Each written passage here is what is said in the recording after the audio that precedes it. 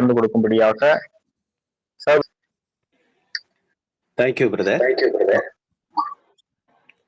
மகா பரிசுத்தம் நிறைந்த சர்வ வல்லமையுள்ள பிதாவாகிய தேவனுடைய நாமம் கர்த்தர் மூலமாக இன்றையும் உள்ள சதா காலங்களிலும் மகிமை அடைவதாக.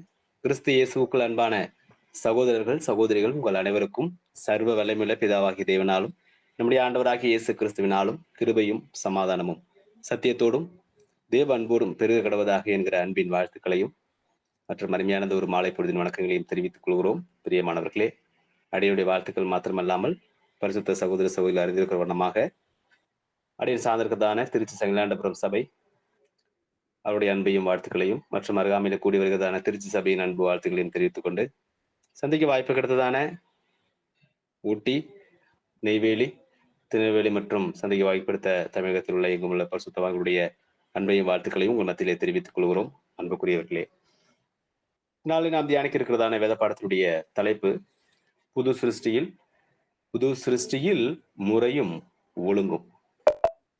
இந்த ஒரு அத்தியாயத்தை சகோதர சகோதரிகள் நீங்க 6ஆம் தொகுதியிலே தியானித்திருப்பீங்க. ஒரு அருமையான ஒரு அத்தியாயம்.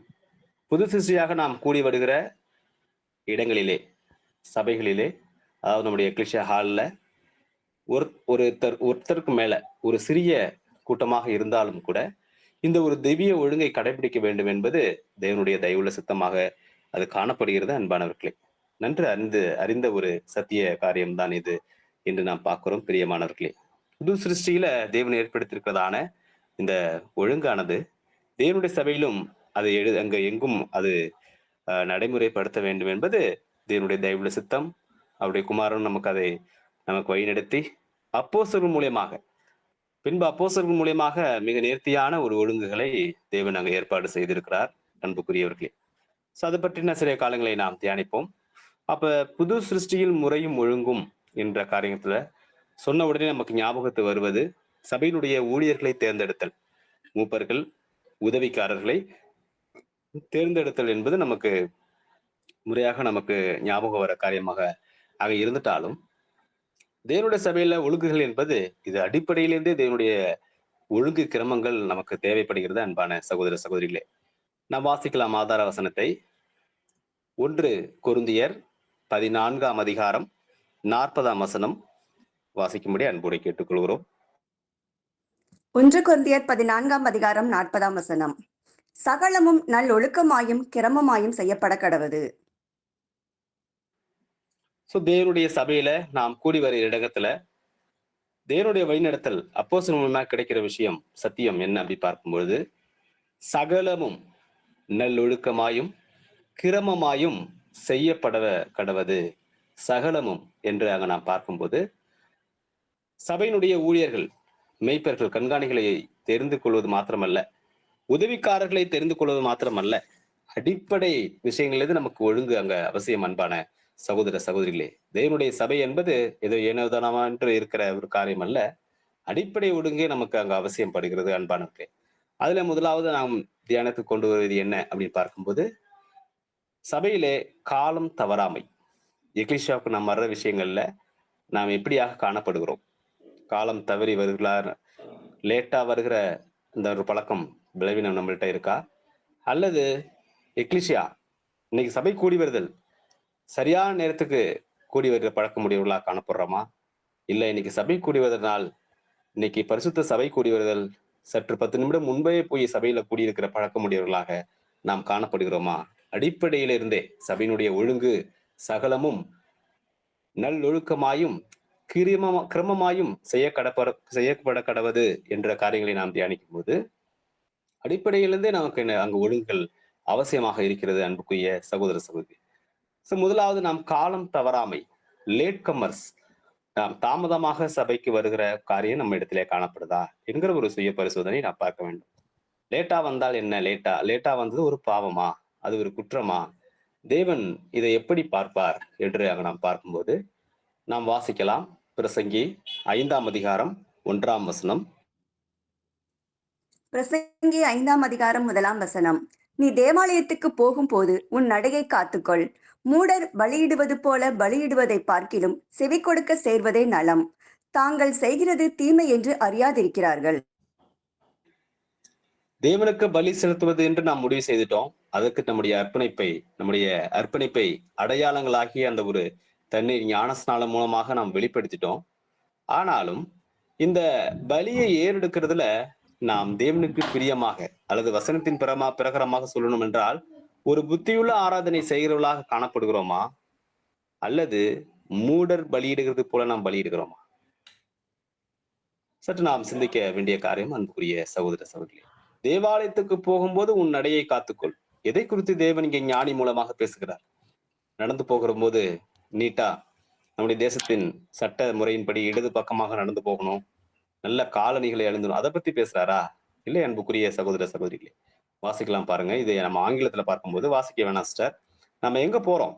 Keep the foot when thou goes to house of God.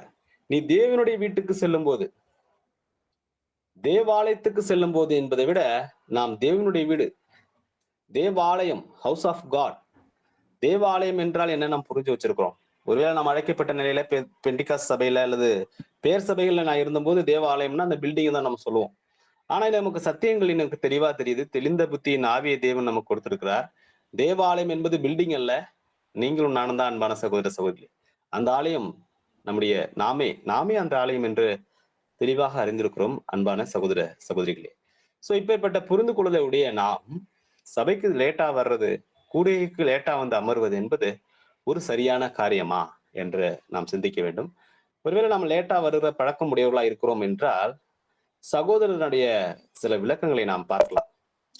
ரீபிரின்ஸ் number 5187 paragraph 4 அன்பு சகோதரர் சொல்லும் போது, to come in to the meeting late out of harmony with the principle of both justice and love.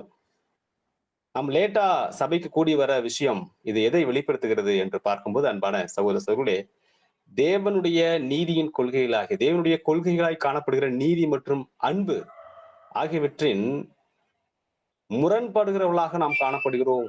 நம்மகிட்ட தேவ நீதி செயல்படல, தேவ நீதிக்கு நாம் உட்படல, அவருடைய அன்புக்கு நாம் உடையவர்களாக காணப்படல என்பதை முதலாவது அங்க சகோதரர் குறிப்பிடுகிறதை நாம் பார்க்கிறோம். பிரியமான சகோதர சகோதரிகளே, அடுத்தபடியாக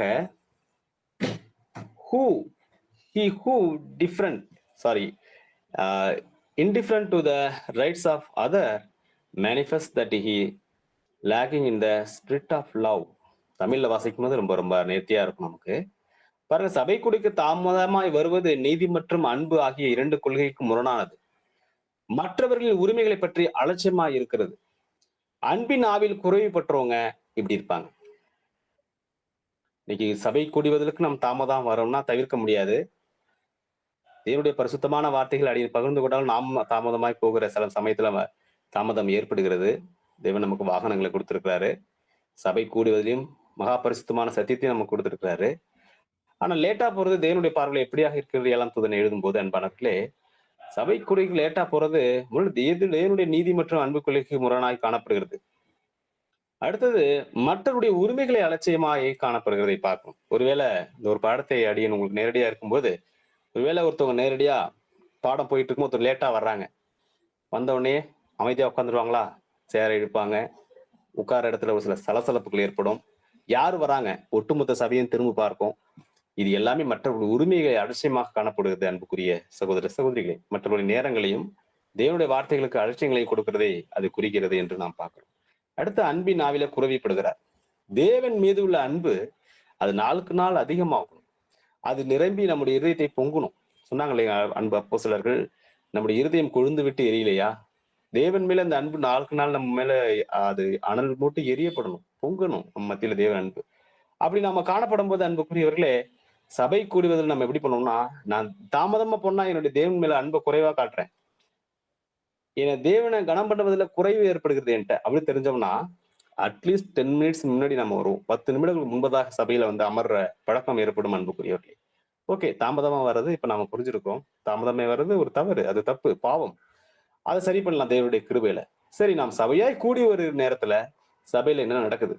ஒருவேளை நம்ம பேர் சபையா இருந்தா, இங்க கர்த்தர் பிரசனமாயிருக்கிறாரு, பிரசனமாயிருக்கிறது சரியான வார்த்தை தான் கூட. ஆனாலும் இங்க இப்போ ஆவியானவர் இறங்கி வந்திருக்காரு என்னமோ சொல்லுவாங்க இல்லைங்களா பேர் சபைகள்ல. ஆனா மெய்த்திருச்சபை நீங்கள் நானும் உண்மையான சத்தியத்தையும் ஒன்றான மெய்தேவனையும் அவருடைய குமாரனாக இயேசு கிறிஸ்துவின் நாமத்தினாலே தொழுது செய்கிற பரிசுத்தவான்களுடைய கூட்டமாக நாம் காணப்படுகிறோம். சர்வசங்கமாக நம் தேவனுடைய பெயரால் அழைக்கப்படுகிறோம். நமக்கு அநேக பரிசுத்த பட்டங்களை நமக்கு கொடுத்திருக்கிறார். ஜீவனுள்ள கற்கள் என்கிறார் நம்மள. பரம அழைப்புக்கு பாத்திரவான்கள் என்று நம்மளை அழைக்கிறார். இப்படியாக கூடி வருகிற நாம் தேவ சபையில் நாம் கூடி வரும்போது அங்க என்ன நடக்குது? சபையில என்ன புரிந்து வைத்திருக்கிறோம்? அன்புக்குரிய சகோதர சகோதரி, வாசிக்கலாம் பாருங்க. சங்கீதம் 82:1. 82ஆம் சங்கீதம் 1ஆம் வசனம். தேவ சபையிலே தேவன் எழுந்தருளி இருக்கிறார். தேவர்களின் நடுவிலே அவர் நியாயம் விசாரிக்கிறார். சோ சபையிலே தேவன் எழுந்தருளி இருக்கிறார். தேவர்கள் நடியில் யார் இந்த தேவர்கள்? நமக்கு இதே சங்கீதத்தில் நமக்கு பதில் இருக்கு 8ஆம் வசனத்துல நினைக்கிறேன். அங்க சொல்லும் போது நாம் தான் அந்த தேவர்கள், தேவனுடைய பிள்ளைகளாக காணப்படுகிறோம். அப்ப தேவ சபையில எழுந்தருளி நியாயம் விசாரிக்கிறார். எப்படி புரிஞ்சுக்கலாம்? நாம் சபையாய் கூடி வருகிற இடத்துல சர்வ வல்லமுள்ள பிதாவாகிய யெகோவா தேவன் பிரசன்னமாகிறாரா அல்லது கர்த்தர் பிரசன்னமாகிறாரா என்று நான் பார்க்கும்போது வாசிக்கலாம் பாருங்க அடுத்த வசனத்தை. மத்தேயு 18:20. மத்தேயு 18ஆம் அதிகாரம் 20ஆம் வசனம். ஏனெனில் 2 பேராவது 3 பேராவது என் நாமத்தினாலே எங்கே கூடி இருக்கிறார்களோ அங்கே அவர்கள் நடுவிலே இருக்கிறேன் என்றார். சோ எங்கே நாம் கர்த்தருடைய நாமத்தினாலே தேவனை தொழுது கொள்ளும்படியாக 2 பேராவது 3 பேராவது நாமத்தினால கூடியவர்களோ அங்க இருக்கிறேன்னு சொன்னது நம்முடைய கர்த்தர் வாக்குத்தத்தம் பண்ணினவர். அவர் நம்மத்திலே பிரசனமாகிறார். அன்பான சகோதர சகோதரி, அப்ப நான் முன்னாடி படிச்ச வசனம் தேவ சபையில் தேவன் எழுந்தறி இருக்கிறார். இது எதை குறிக்கிறது? தேவன் என்கிற வார்த்தை நம்முடைய கர்த்தருக்கும் அது பொருந்தும். தேவனுடைய பிரதிநிதியாக நம்முடைய கர்த்தர், சபையினுடைய தலையாக அவர் நம்மத்திலே பிரசனமாகி நம்மை நியாயம் விசாரிக்கிறார். அன்பான சகோதர சகோதரிகளே, அப்ப ஒவ்வொரு சபை கூடுவதிலும் நியாய விசாரிப்பு நடந்து கொண்டிருக்கிறதா? ஆமா, இப்போ கூட சத்தியம் கூட நமக்கு பகிரப்பட்டு வருகிறது. நாம் தியானித்துக் கொண்டு வருகிறோம். அன்புக்குரியவர்களே, இப்ப கூட கர்த்தர் நம்மத்தில என்ன பண்றாங்கன்னா இந்த நியாய விசாரிப்பை செய்து கொண்டிருக்கிறார். அன்புக்குரியவர்களே, அதனால நியாய விசாரிப்பு, நியாய தீர்ப்பு அப்படின்னா என்ன? எப்படி நாம் புரிஞ்சுக்கலாம்? சோ நியாய தீர்ப்புக்கான விளக்கம் நமக்கு தெரியும். நீதியை கற்றுக்கொண்டு அது நாம் செய்யணும். ஏசாயா 26ஆம் அதிகாரம் 9ஆம் வசனத்தை நாம் வாசிக்கிறோம் இல்லைங்களா? சோ நீதியை கற்றுக்கொண்டு கற்றுக்கொண்ட சத்தியங்களுக்கு கீழ்ப்படிவதே நியாயம் விசாரிக்கிறார். எப்படி நாம் அந்த பரிசுத்த வாழ்க்கையில இந்த ஒரு அழைப்புல நாம நடக்க வேண்டும் என்பதை தேவன் சகோதரர்கள் வாயிலாக, சத்தியங்கள் வாயிலாக, மன்னா வாக்குத்தத்தம் நமக்கு கொடுக்கப்படுகிற அனைத்து சத்தியங்கள் வாயிலாக நமக்கு கர்த்தர் போதிக்கிறவராக காணப்படுகிறார். கீழ்ப்படுகிறோமா என்கிற பொறுப்பினை நம்ம மத்தியில அதை கொடுக்கிறார். அன்பான சகோதர சகோதரிகள், சோ இப்படியாக கர்த்தர் நம்ம மத்தியில பிரசனமாகி அவர் நம்முடைய சகல காரியங்களிலும் இப்படியாக உலகெங்கும் கூடி வருகிற பரிசுத்த சபை கூடிகள்ல கர்த்தருடைய பிரசனம் இருக்கிறது என்பதை நாம் மறந்துவிடக் கூடாது. அப்போ சரியாக இந்த நினைவுகளோடு நாம் சபை கூடி வந்தோம்னா நம்மள்ட்ட என்ன இருக்காது அப்படி பார்க்கும்போது, அன்புக்குரியவர்களே, காலம் தவறாமை, கால தாமதம், லேட் கமர்ஸ் நம்மள்ட்ட இருக்காது. அன்புக்குரிய சகோதர சகோதரிகளே, சோ நம்முடைய சபையினுடைய ஒழுங்குகள்ல அடிப்படையான ஒரு காரியம் காலம் தவறாமை. அடுத்தபடியாக கூடி வருகிற சபைகள்ல நம்முடைய ஆடை மற்றும் அலங்காரங்கள், சகோதரர்களாக இருக்கட்டும் சகோதரிகளா இருக்கட்டும், ஏன்னா ஆடை அலங்காரம் நமக்கு ஞாபகம் சகோதரிகள் தான். சகோதரிகள் மாத்திரமல்ல, பரிசுத்த சகோதரர்கள் கூட ஆடை அலங்காரங்கள்ல நம்ம கவனிக்க வேண்டியிருக்கு. அன்புக்குரிய சகோதர சகோதரிகளே, எந்த விதத்திலும் நம்முடைய ஆடைகளோ நம்முடைய அலங்காரங்களோ யாரையும் அவங்களுடைய பக்திவித்துக்கு தடையாக அது காணப்படக்கூடாது என்று நான் பார்க்கிறோம். வாசிக்கலாம் 1 கொரிந்தியர் 4ஆம் அதிகாரம் 9ஆம் வசனம். 1 கொரிந்தியர் 4ஆம் அதிகாரம் 9ஆம் வசனம். எங்களுக்கு தோன்றுகிறபடி தேவன் அப்போஸ்தலர்களாகிய எங்களை மரணத்துக்கு குறிக்கப்பட்டவர்கள் போல கடைசியானவர்களாக காணப்பட பண்ணினார். நாங்கள் உலகத்துக்கும் தூதருக்கும் மனுஷருக்கும் வேடிக்கையானோம். அப்போ இந்த வசனங்களை நாம் கவனிக்க வேண்டியது அந்த எல்லோ ஷேடு பிபிட்ல பிரதர்ஸ் பண்ணி கொடுத்துருக்காங்க. அந்த எல்லோ ஷேடு தான் நமக்கு அவசியமான முக்கியமான கவனிக்க வேண்டிய வார்த்தைகள். நாங்கள் உலகத்துக்கும் தூதருக்கும் மனுஷருக்கும் வேடிக்கையானோம். இதை குறிக்கிறது. நாம நம்முடைய நடவடிக்கைகள் எல்லாமே கண்காணிக்கப்படுகிறோம். யாரால? நம்முடைய கண்களுக்கு தெரியாம இருக்கிற தூதர்களால, விழுந்து போன தூதர்களா இருக்கட்டும், பரிசுத்த நம்முடைய தேவன் கொடுத்துட்ட அருமையான பரிசுத்த தூதர்களாக காணப்படாத நிலையில் காணப்படுகிற ஆவிக்குரிய ஜீவிகளாய் காணப்படுகிற தூதர்களுக்காக முதலாவது நாம உலகத்திற்கும் பின்பு தூதர்களுக்கும் மனுஷருக்கும் நாம் வேடிக்கையானோம். என்ன வேடிக்கை? சோ இதை நம்ம சரியா புரிந்து கொள்ளணும். பார்க்கும்போது நாங்கள் உலகத்துக்கும் தூதருக்கும் மனுஷருக்கும் வேடிக்கையானோம் என்ற வார்த்தைகளை, மூல பாஷைகளை நாம் கவனிக்கும் போது, அன்பானவர்களே, G2302 23:2 தியாட்டன் தியாட்டன் என்கிற வார்த்தையை பயன்படுத்துறாங்க அன்பான சகோதர சகோதரி. இதுக்கான தமிழ் வார்த்தை நீங்க டிஸ்பிளேல பாக்குறது போல காட்சி. காட்சி பொருளாக, பார்வையாக நாம் காணப்படுகிறோம். பார்வையாளர்கள் அநேகர் இந்த உலகத்துல இருக்கிறாங்க. பரிசுத்த தூதர்கள், மனிதர்கள், உலகத்தார். ஒருவேளை நம்ம சத்தியத்துல நம்ம குடும்பத்துல நான் மட்டும் ஒருவேளை புதுப்பிச்சுக்கலாமா? ஒட்டுமொத்த குடும்பமும் நம்மளை கவனிக்குது. எல்லாவற்றுக்கும் மேலாக ஒட்டுமொத்த சபையில உடன் சகோதர சகோதரிகள் நாம் ஒவ்வொருவரையும் கவனிக்கிறார்கள் அன்பான சகோதர சகோதரிகளே. அவரவர் அவருக்குரிய ஆவிக்குரிய வளர்ச்சியின் பிரகாரமாக ஒருத்தவங்க கணிப்பாங்க. ஒருவேளை ஒரு புதிதாய் வந்த சகோதரன் சத்தியத்தை கேட்டு தேவனுக்கு நல்மனசாட்சியின் உடன்படிக்கை செய்து கொண்டு இந்த ஒரு பரிசுத்த அழைப்புல முதலாவது சபைக்குள்ள உட்கார்ந்து இருக்கும்போது நாமும் கூட இந்த உலகத்துக்கு நமக்கு எந்த ஒரு வித்தியாசம் இல்லாத விலை உயர்ந்த ஆடைகள், விலை உயர்ந்த அணிகலன்கள், அப்படி ஒரு காட்சிக்காக நம்ம காணப்படும் போது ஒருவேளை ஒரு ஏழை சகோதரனா இருக்கலாம், இயலாமையில அங்க காணப்படலாம். அவர் பார்க்கும்போது, ஓ இவங்க உங்களுடைய நடவடிக்கைகள் இப்படிதான் இருக்கும் போல இருக்கு, செல்வ செழிப்பாக தான் இருப்பாங்க போல இருக்கு. ஆனா இவர் என்ன மலையில வந்திருப்பாரு, நம்முடைய கர்த்தர் ஒரு பரம ஏழையா ஒரு மாட்டுத்துவத்துல பிறந்த கர்த்தர். சோ அந்த ஒரு ஏழை ரூபத்தை ஒரு விரும்புகிற ஒரு சகோதரனாகவோ அல்லது சகோதரியாக காணப்படுவார். ஆனால் சபையில பார்க்கும்போது இப்படியாக காரியங்களை கவனிக்கும் போது அன்பானே அவனுடைய இருதயம் எப்படி ஆகும் என்று அங்க பார்க்கிறோம். அன்புக்குரிய சகோதர சகோதரிகளே, என்ன சொல்ல வரோம்? ஒருவேளை நாம நல்ல ட்ரெஸ் பண்ணக்கூடாது, அணிகள் அணியக்கூடாது அப்படி சொல்றோமா? இல்ல. இதே காரியங்களை நம்ம பின்னாடி 6th வால்யூம்ல பாயிண்ட் படிக்க போறோம். நம்மள தரித்திரர் போல இருக்கணும் அப்படி சொல்லவே இல்லை. தகுதியான அலங்காரங்கள் நமக்கு வேணும். அன்பு அப்போஸ்தலன் சொல்லுவாருங்களா, எல்லாவற்றையும் எனக்கு அனுபவிக்க அதிகாரம் உண்டு, ஆனால் எல்லாம் எனக்கு தகுதியா இராது. எல்லாவற்றையும் எனக்கு அனுபவிக்க அதிகாரம் உண்டு, நான் செய்து கொண்ட உடன்படிக்கையின் பரிசுத்த வாழ்க்கைக்கு எனக்கு தகுதியா இருக்காது. இந்த உலகத்தால் நம்ம கரைபடியாதபடி நம்மை காத்துக்கொள்ள வேண்டியிருக்க அவசியம் என்று நான் பார்க்கிறோம். நம்ம சகோதரருடைய ஆலோசனைகளை சற்று நம்ம பார்க்கலாம். அன்பான சகோதர சகோதரி, புது சிருஷ்டி நம்முடைய 6ஆம் தொகுதியில விலையுறந்த ஆடைகளை அணிதல் என்கிற துணை தலைப்பின் கீழாக பக்கம் 796ல 7ஆம் தூதன் அவர்கள் கொடுக்கும் போது அங்க சொல்றார், ஒருத்தவங்க தன்னை அலங்கரிக்கிறதுலயும் அலங்காரம் பண்ணுகிறதுலயும் முக்கியத்துவம் கொடுத்தாங்கன்னா அவங்களை அறியாமலே தன்னுடைய மாம்ச சித்தத்துக்கு அல்லது மாம்சத்துடைய வஞ்சனைக்கு முதல் சத்துருவாய் காணப்படுகிற புது சிருஷ்டிக்கு முதல் சத்துரு 7ஆம் தூதன் 4 சத்துருக்களை நமக்கு வரையறுக்கிறார். அந்த 6ஆம் தொகுதியில முதல் சத்துரு மாமிசம், 2வது உலகம், 3வது சத்துருவாகிய சாத்தான், எதிராளியாகிய சாத்தான், 4வது பெயர் சபை அமைப்புகள். 4 சத்துருக்கள். இது முதல் சத்துரு நம்முடைய சொந்த மாம்சமே. தன்னை அலங்கரித்துக் கொள்ளவும் அதுக்குன்னு விசேஷித்த நேரங்களையும் விசேஷித்த செலவுகளை செய்கிற ஒரு மனநிலை, ஒரு ஒரு நடவடிக்கை உடையவர்களாக நாம் காணப்பட்டமையாகில் நாம் எப்பேற்பட்டவர்களாக இருக்கிறோம் என்று நாம் பார்க்கும்போது அன்பானவர்களே, சில வரிகளை அன்பு சகோதரி அவர்கள் நமக்காக வாசிப்பாங்க. சிஸ்டர் கொஞ்சம் டிஸ்பிளே வாசிக்க முடிந்தா வாசிங்க சிஸ்டர் ப்ளீஸ்.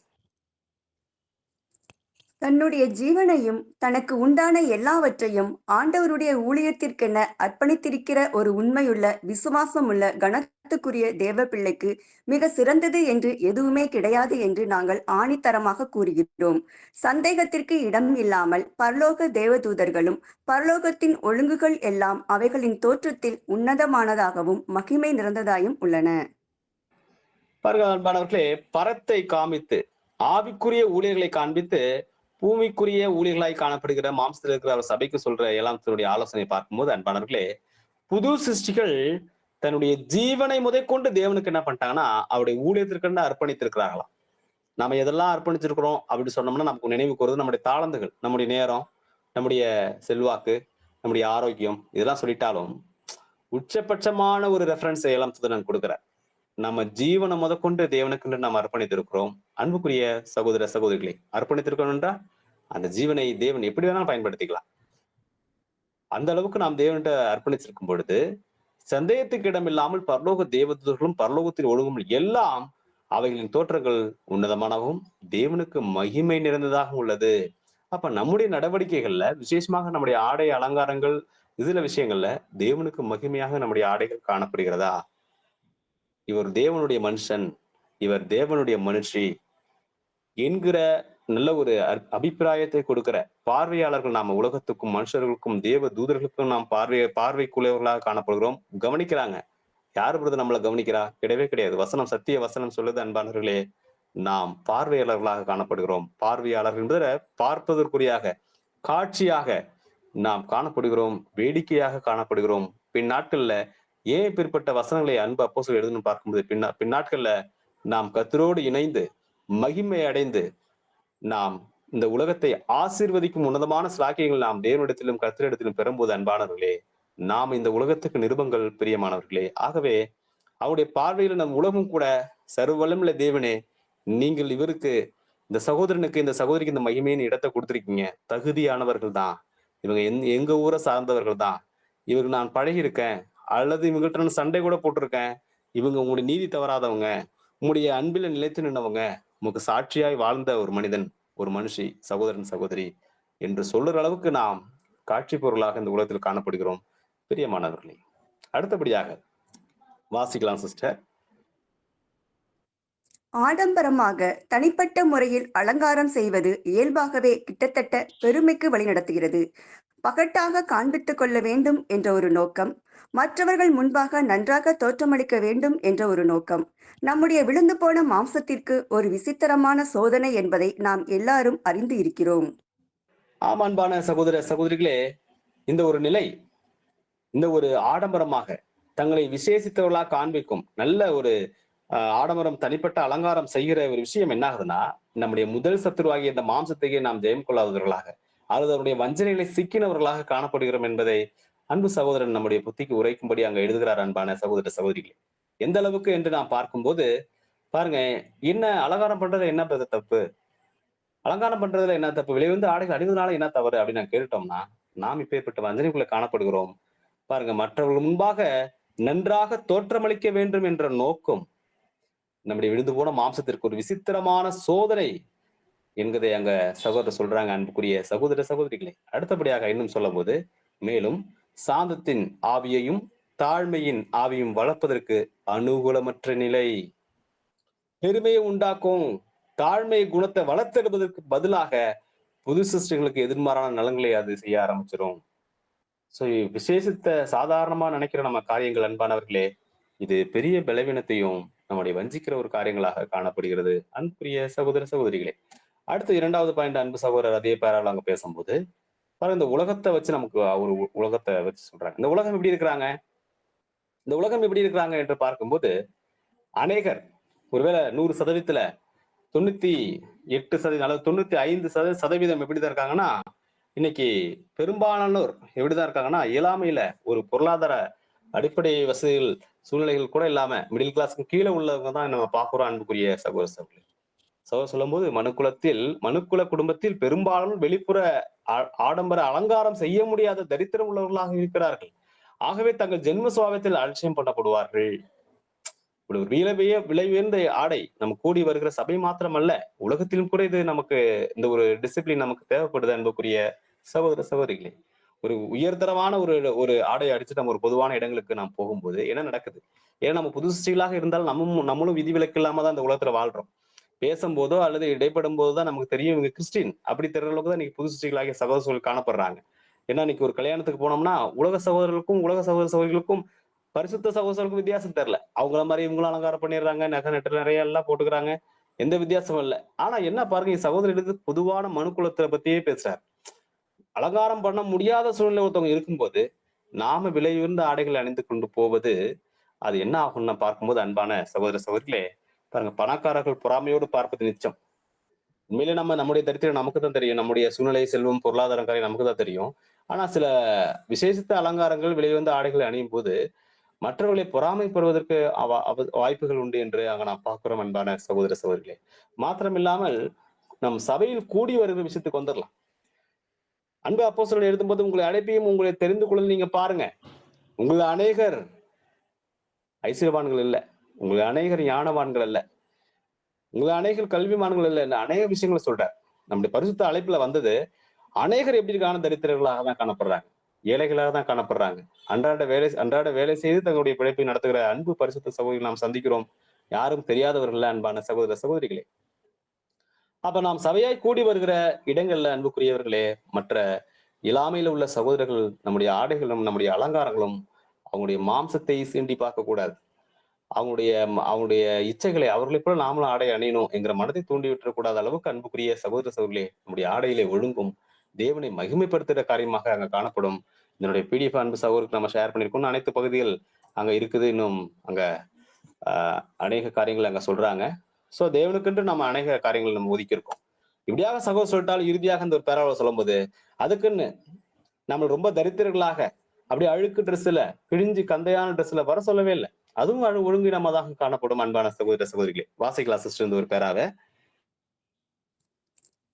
எவரும் தங்களை பிச்சைக்காரர்களாக்கி தங்களுக்கு உண்டான எல்லாவற்றையும் ஆண்டவருடைய ஊழியத்திற்கென்று கொடுத்துவிட்டு தாங்கள் மற்றவர்களின் இரக்கத்தின் மேல் சார்ந்து இருக்க வேண்டும் என்றோ, எதிர்காலத்தில் பலன்கள் கிடைக்கும்படி விதையை கூட விதைக்காமல் இருக்க வேண்டும் என்றோ நாங்கள் வற்புறுத்தவில்லை. அப்படி இல்லாவிடினும் ஆண்டவருடைய ஜனங்கள் விசித்திரமாக கஞ்சனாக இருக்கும் அளவுக்கு பலி செலுத்தப்பட வேண்டும் என்றும் கூறவில்லை. நாம் புரிந்து கொண்டபடி சரியான முறையில் ஆடை அணிவது என்பது சுத்தமானதாகவும் சுற்றி இருக்கிற நிலைமைக்கும் சூழ்நிலைகளுக்கும் பொருத்தமானதாகவும் கண்ணை உறுத்தாமலும் மேலும் பண வசதிக்கு கூடியமானவரை ஏந்தும்படியும் இருப்பதாகும் ஏற்றபடியும் இருப்ப. Thank you sister. அதுக்குன்னு நம்மள எப்படி சொல்ல வார்த்தையை அங்க இப்படியாகவே வேல்யூம்ல சகோதரர் அங்க கொடுத்திருக்கிறாங்க. அன்புக்குரிய சகோதர சகோதரி, நம்முடைய நம்முடைய ஆடை அலங்காரங்கள் தேவ நாமத்துக்கு மகிமையாகவும் தகுதியாகவும் அதாக இருக்கப்பட வேண்டும் என்று நாம் பார்ப்போம். சோ அடுத்தபடியாக சபையினுடைய ஒழுங்கு சகலமும் ஒழுங்கும் கிரமமா இருக்க வேண்டிய விஷயத்தில் நாம் பார்க்கக்கூடிய காரியம் என்ன அப்படின்னு பார்க்கும்போது, முதலாவது பார்த்தோம் காலம் தவறாமை. இரண்டாவது நம்முடைய ஆடை மற்றும் அலங்காரங்கள். அதுல அது நல்ல ஒரு தெய்வ சித்தத்தின்படியான அந்த ஒழுங்கு காணப்பட வேண்டும். அடுத்து சபையில ஸ்திரீகளினுடைய பங்கு, ஸ்திரீயின் பங்கு என்று நாம் பார்க்கும்போது வாசிக்கலாம் வசனங்களை. 1 கொரிந்தியர் 14ஆம் அதிகாரம் 34 மற்றும் 35. 1 கொரிந்தியர் 14ஆம் அதிகாரம் 34 மற்றும் 35ஆம் வசனம். சபைகளில் உங்கள் ஸ்திரீகள் பேசாமல் இருக்க கடவர்கள். பேசும்படிக்கு அவர்களுக்கு உத்தரவில்லை. அவர்கள் அமர்ந்திருக்க வேண்டும். வேதமும் அப்படியே சொல்கிறது.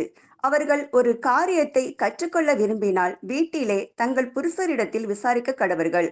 ஸ்திரீகள் சபையிலே பேசுகிறது அயோக்கியமாய் இருக்குமே. சோ இந்த ஒரு வசனத்தை வச்சு நம்ம என்ன சொல்லலாம்? நம்முடைய அன்பு சகோதர சகோதரிகள் கூடி வருகிற சபையில பரிசுத்த ஸ்திரீகளாய் காணப்படுகிற நம்முடைய அன்பு சகோதரிகள் வாயை திறக்க கூட சபையில அப்படியே இருந்துடலாம் அப்படின்னு சொல்லப்படுகிறதா? அதை கூட நாம் தெய்வ ஆவியினாலே அதை பகுத்து ஆராய்ந்து பார்க்க வேண்டியிருக்கு. அன்புக்குரிய சகோதர சகோதரிகளை பார்க்கலாம். இந்த ஒரு சகோதரிகள் பற்றியான அன்பு சகோதர 7ஆம் தூதனுடைய விளக்கங்களை நாம் கவனிக்கும் பொழுது புது சிருஷ்டியினுடைய புத்தகத்துல பக்கம் 336 அன்பு சகோதரர் சொல்லும் போது சபையில் ஸ்திரீயின் பங்கு என்று நாம் பார்க்கும்போது பாருங்க, ரொம்ப அருமையாக அங்க சகோதரர் பதிவிடுறார். அதாவது திவ்ய திட்டத்துல பரிசுத்த சபையினுடைய அழைப்புல அங்க நாம் பார்க்கும்போது அன்பான சகோதர சகோதரிகளே, அவருடைய சபையை தேர்ந்தெடுக்கும் காரியத்துல ஆண் பெண் என்ற பாகுபாடு ஆண்டவர்கிட்ட இல்லை. ஆண் பெண் என்ற பாகுபாடு ஆண்டவரால் புறக்கணிக்கப்பட்டது என்பது மிக தெளிவாக அங்க புரிகிறது என்று நான் பார்க்கிறோம். மாத்திரமல்ல, அந்த பரம பொருளை அடைவதற்கு வாக்குத்தத்தப்பட்ட உன்னத நிலையை அடைவதற்கு நிபந்தனை காணப்படுகிறது. 2 தீமோத்தேயு 2:12 படியாக அவருடைய கூட பாடுகளை சகித்தோமானால் அவருடைய கூட ஆளுகையும் செய்வோம். நாம் அவரை மறுதலித்தால் அவரும் நம்மை மறுதலிப்பார். சோ அவருடனே கூட பாடுபடுகிற அந்த ஒரு சிலாக்கியத்தை சகோதரர்கள் மட்டும்தான் படணும் இல்ல, சகோதரருக்கு மட்டும்தான் இருக்கு இல்ல. இங்கேயும் கூட ஆண் பெண் என்ற அந்த ஒரு வேறுபாடை தேவன் அங்க வைக்கல. இன்னும் சகோதரர் அடுத்த வரிகள்ல அங்க குறிப்பிடும் போது அன்பான சகோதர சகோதரர்களே, இருபாலருமே ஆண்டவராலும் அப்போஸ்தலர்களாகும் மதிப்புக்குரிய விதத்தில் உற்சாகமான வார்த்தைகளால் குறிப்பிடப்பட்டிருக்கிறார்கள். சோ அழைப்புல எந்த வித்தியாசம் இல்ல. பரம பொருளை சுதந்திரித்துக் கொள்வதில்ல, கிரீடத்தை சுதந்திரித்துக் கொள்வதில்ல, கர்த்தரோடு மகிமை அடைவதில்ல, அங்க போய் எந்த ஒரு வித்தியாசம் அங்க காணப்படல என்று அங்க நாம் பார்க்கிறோம் அன்புக்குரிய சகோதர சகோதரிகளே. இன்னும் சொல்லிட்டு, ஆகவே குணாதிசத்திலும் சுவிசேஷ ஊழியத்திலும் ஸ்திரீகள் மேல் வைத்த எல்லை வரம்பு தடையெல்லாம் மாம்சத்தில் அவள் இருக்கும் இந்த காலத்தை மட்டுமே உரைத்ததாகும் என்பதை நாம் விளங்கிக் கொள்ள வேண்டும். அப்ப என்னதான் தேவன் நமக்கு இந்த ஒரு ஒழுங்குகளை சபையில ஸ்திரீகளுடைய பங்கு என்ன சொல்ல வரார் என்று பார்க்கும்போது அன்புக்குரிய சகோதர சகோதரிகளே, ஆண் பெண் இயல்பாருக்கு எந்த ஒரு வித்தியாசம் இல்லை, அழைப்பிலும் இல்லை, தம்முடைய அழைப்பையும் தெரிந்து கொள்வதில் அந்த உறுதிப்படுத்தல எந்த ஒரு வித்தியாசம் இல்லை, கொடுக்கிற அந்த அழைப்புல உன்னதமான அந்த ஒரு ஆசீர்வாதத்தை பெற்றுக்கொள்ளல மகிமை அடைதல எந்த ஒரு வித்தியாசம் இல்லை. ஆனா சபையில ஸ்திரீகள் மாம்சத்தில் இருக்கும் போதுல ஒரு சில தடைகளை அங்க தேவன் வைத்திருக்கிறார். அப்ப பேசாமல் இருக்கணும், ஸ்திரீகள் பேசாம இருக்கணும் அப்படி என்று நாம் பார்த்தோம் என்றால் அன்பானவர்களே, சபையில சகோதரி பேசவே கூடாதா, வாயை மூடிட்டு இருக்கணும்னு சொல்ல வராரா? இல்லை அன்பானவர்களே, எதை பேசக்கூடாது என்பதையும் நாம் நிதானிக்கிறோம். தேவையில்லாத விஷயம், உலக காரியங்கள், ஆஹ் வீண் வார்த்தைகள் அங்க காணப்படக்கூடாது. அப்போ இதெல்லாம் பேசலாம். சகோதர சகோதரி நன்கு நாம் அறிந்திருக்கிறோம் அன்பானவர்களே. பெரன் ஸ்டடி அன்பு சகோதரி எவ்வளவு அருமையான பங்களிப்பு கொடுக்குறாங்க. அடுத்து சாட்சி கூட்டங்கள். அங்க சகோதரிகளுக்கான அருமையான பங்கு இருக்கு. ஒரு சில சகோதரியுடைய சாட்சிகள் நம்முடைய ஆவிக்குரிய ஓட்டத்துக்கு மிகுந்த உற்சாகத்தை அளித்திருக்கும். நாம அனுபவிச்சிருப்போம், ருசிச்சிருப்போம் அன்புக்குரிய சகோதர சகோதரிகளே. சோ அடுத்து இன்னும் சபையில ஆவிக்குரிய நலன் கிடைத்த காரியங்கள்ல சகோதரிகள் அங்க பேசுறாங்க. ஆனாலும் பேசப்படுகிற விஷயங்கள் தவிர்க்கப்பட வேண்டிய, பேசக்கூடாது என்று சொல்லுகிற காரியங்கள் உலக பிரகாரமான அல்லது தேவையற்ற காரியங்கள் அங்க பேசக்கூடாது. பக்தி விருத்திக்கு ஏதுவான காரியங்களே சகோதரர்கள் அங்க பேசுவதற்கு நமக்கு தேவன் அனுமதி கொடுக்கிறார். இன்னும் மாத்திரமல்ல அன்பானவர்களே, சபையில் சில சில சிறிய கூட்டங்களுக்கு சகோதரிகள் ஜெபிக்கவும் நமக்கு அங்க அனுமதி ஏழாம் தூதன் தேவ வார்த்தைகளது விளக்கங்களை கொடுக்கிறார். அன்பானவர்களே, ஜெபத்திற்கு கூட சகோதரிகளே அங்க கொடுக்கலாம் என்கிற ஆலோசனை நம்ம அந்த இதே ஒரு அத்தியாயத்துல நாம் பார்க்கிறோம். பாருங்க, கர்த்தரும் கூட அன்புக்குரிய தாயாகிய மரியாள் எப்பேற்பட்ட பாத்திரம். மார்த்தாள், மரியாள், இன்னும் ஆஸ்திகளால் தங்களுக்கு ஊழியம் செய்த அன்பு அநேக யோவானால், இது மாதிரி அன்பான சகோதரிகள் கர்த்தருக்காங்க இருக்கிறாங்க. தங்களுடைய ஆஸ்திகளால் தேவனுக்கு நம்முடைய ஆண்டவருக்கு மிகுந்த ஊழியங்களை அங்க செய்தார் என்பதற்கு எவ்வளவு காரியங்கள், எந்த அளவுக்கு தேவனும் கர்த்தரும் பரிசுத்த ஸ்திரீகள் சகோதரிகளே மேல அன்பு வைத்திருக்கிறார். எப்படி சகோதரி மேல அன்பு காட்டுறாரோ அதே போலதான் எந்த ஒரு பாகுபாடும் இல்லாத அன்பை காட்டுகிறார் என்று நாம் பார்க்கிறோம். சபை என்று பார்க்கும்போது, ஒழுங்கு என்று பார்க்கும்போது ஸ்திரீகள் சபையில பேசாம இருப்பது நல்லது. அதுக்கு வசனம் வாசிக்காம இல்ல. இன்னைக்கு ஒரு பாடத்துல இப்போ சகோதரிகள் நமக்கு இவ்வளவு உதவியாக வசனங்களை வாசிக்கிறாங்க. சோ இதெல்லாம் பேசாம இருக்கணுங்கிற விஷயத்தை குறிப்பிடவில்லை அன்பான சகோதர சகோதரிகளை. அடுத்தபடியாக சபையினுடைய சகல காரியம் நல்லொழுக்கங்களை காரியம் பார்க்கும்போது குழந்தைகள், கண்டிப்பாக குழந்தைகள் நம்ம எப்படிதான் இருப்பாங்கன்னா, அவங்க விளையாட்டுத்தனம் அதிகமா தான் இருக்கும். குழந்தைகளை நாம் கண்டிப்பா பக்தி வித்தியா வளர்க்கணும். குழந்தைகளை தேவன்கிட்ட ஒப்படைக்க வரைக்கும் நம்ம பெற்றோர்களாகிய நாம் ஒவ்வொருவரும் அங்க நாம அதுக்கு பொறுப்பாளர்களாக காணப்படுகிறோம். விசேஷமாக சபையாய் கூடி வரும் விஷயத்துல குழந்தைகளை நாம கண்ணும் கருத்துமாய் பார்த்துக் கொள்ள வேண்டும். அன்புக்குரிய சகோதர சகோதரிகளே, ஒருவேளை விளையாட குழந்தைகள் தெரிஞ்சும் சபையில சாதாரணமாக அதை எடுத்துக்கொள்வது அது அது ஒரு பலவீனமாகவே அங்க நாம் பார்க்கப்படுகிறது அன்பானவர்கள். சகோதரர் இதை குறித்து நம்ம அவருடைய விளக்கங்களை நாம பார்க்கும்போது, அதாவது ரீப்ரிண்ட் நம்பர் 5187 அங்க சொல்லும் போது அன்பானவர்களே, சோ இதை பத்தி கன்சிடர் பண்ணாம இருக்கிறாங்க. Many parents became so accustomed to the ways their children that they do not realize that others are being annoyed என்ற காரியங்களை அங்க பதிவு செய்றார். தமிழில் நாம் பார்க்கும்போது, பல பெற்றோர்கள் குழந்தைகளின் வழிகளை மிகவும் பழகி விடுவதால், இந்த குழந்தை அப்படிதான் விளையாட்டு தான் இருக்கும், அப்பப்படி கத்திக்கிட்டு தான் இருக்கும், அப்புறம் அமைதியாயிடும். அப்படி இல்லை அன்பான சகோதர சகோதரிகளே. குழந்தைகள் விஷயத்துல மற்றவர்களை அது எரிச்சல் அடைய வைக்கும் என்பதை நாம் உணர வேண்டும். மற்றவர்களை எரிச்சல் அடைகிறார்கள் என்பதை அவர்கள் உணர்வதில்லை. கண்டிப்பாக நாம் பிள்ளைகளை நாம சபையில நாம அமைதியாகவும் அங்க சத்தியம் கேட்பதற்கும் அங்க அவங்க பிள்ளைகளை நாம் அந்த குழந்தைகளுக்கு எப்படி சொன்னா புரியுமோ அதுமாதிரி சொல்லி வளர்க்க வேண்டியிருக்கு. அன்புக்குரிய சகோதர சகோதரிகளே, இன்னும் ஒரு படி மாதிரி சகோதரர் அந்த உரைப்பெண்ல வேற விஷயங்களை சொல்லுவாரு. என்ன அப்படின்னு பார்க்கும்போது, ஒருவேளை ரொம்ப விளையாட்டு தனம் உள்ள குழந்தையாக இருக்கும் பட்சத்துல சொல்லுவாங்க இல்ல, ஹைப்பர் ஆக்டிவ் சைல்டு, அதெல்லாம் தவறே கிடையாது. குழந்தைங்க வாழ்த்தனம் பண்றாங்க, அது பண்ணணும். பின்னாட்கள் அந்த வாழ்த்தனம் தான் பிள்ளைங்களுக்கு டேலண்ட். அப்படி பார்க்கும்போது அப்ப ரொம்ப ஹைப்பர் ஆக்டிவ் சைல்டா இருக்காங்களா, ஒருவேளை புது சிஸ்டலாக பெற்றோர்கள் இருவரும் இருக்கும் பட்சத்துல ஒரு ஆலோசனை சொல்றாங்க. ஒரு வாரம் சகோதரரும் ஒரு வாரம் சகோதரி வர்றது, அந்த பிள்ளை ஒரு நல்ல ஒரு மெச்சூரிட்டி வர வரைக்கும் வர்றது ஏதுவா இருக்கும். ஆனால் நமக்கு இந்த ஒரு ஆலோசனை, அன்பு சகோதரி ஆலோசனை நம்ம நடைமுறைப்படுத்துதலும் சில காரியங்கள், ஏன்னா 2 பேருமே சபைக்குள்ள இருக்கணுங்கிற மிகுந்த வாஞ்சை இருக்கும் பரிசுத்த சகோதர சகோதரிக்கு, தகப்பனுக்கும் தாய்க்குமே இருக்கும். நம்ம குடும்பமா சபையில உட்காரணுங்கிற ஒரு நம்மளுடைய ஒரு அந்த ஒரு சபை கூடியவதில் ஒரு ஆசீர்வாதத்தின் உணர்ந்த பெற்றோர்கள் என்ன பண்ணுவாங்க, 2 பேரும் இருக்குன்னு ஆசைப்படுவாங்க. நலமான ஒரு காரியம். ஆனாலும் குழந்தைகள் விஷயத்துல நம்ம பிள்ளைங்கள் சபையில கண்ட்ரோலாக நம்ம பச்சுக்கிறதுக்கு அனைத்து முயற்சிகளையும் ஏறெடுக்கணும். அன்பாக சொல்லி அவர்களை அதை புரிய வைக்க வேண்டியது நம்முடைய கடமை. அன்பான சகோதர சகோதரி, ஒருவேளை இதுக்கு ஆல்ட்ரேஷன் என்ன பண்ணலாம்? ஒருவேளை சண்டே கிளாஸ் ஆரம்பிச்சிடலாங்களா? எக்லீஷியால சபையினுடைய ஒழுங்குல சண்டே கிளாஸ் குறித்து சகோதரர் 7ஆம் தூதன் என்ன எழுதுறார்? புதுஸ்ரீனுடைய ஒழுங்குமுறைகள்ல சண்டே கிளாஸ் புது சிருஷ்டிகளுக்கு அவசியமா இருக்கா, நடைமுறைப்படுத்த வேண்டிய ஒரு காரியமா என்றால் இது முற்றிலும் புது சிருஷ்டிகளுடைய கூடியைக்கு விரோதமானது. அன்பான சகோதர சகோதரிகளே, ஞாயிறு பள்ளி புது சிருஷ்டிகள் செய்யக்கூடாது. சில எக்லீஷியால நம்ம கேள்விப்படுறோம். ஆனாலும் இது சரியான முறையா என்றால் சரியான முறை அல்ல. பெற்றோர்களே தேவனை பற்றியும், தேவனுடைய சத்தியங்களை பற்றியும், தேவனுடைய குணாதிசயங்களை பற்றியும், தெய்வீக திட்டங்களையும் கற்றுக் கொடுக்கிற முதல் ஆசிரியர்களாக காணப்பட வேண்டும். ஆசிரியர் ஆவிக்குரிய காரியங்கள்ல முதல் ஆசிரியர் பெற்றோர்கள் தான், விசேஷமாக தாய்மார்கள்.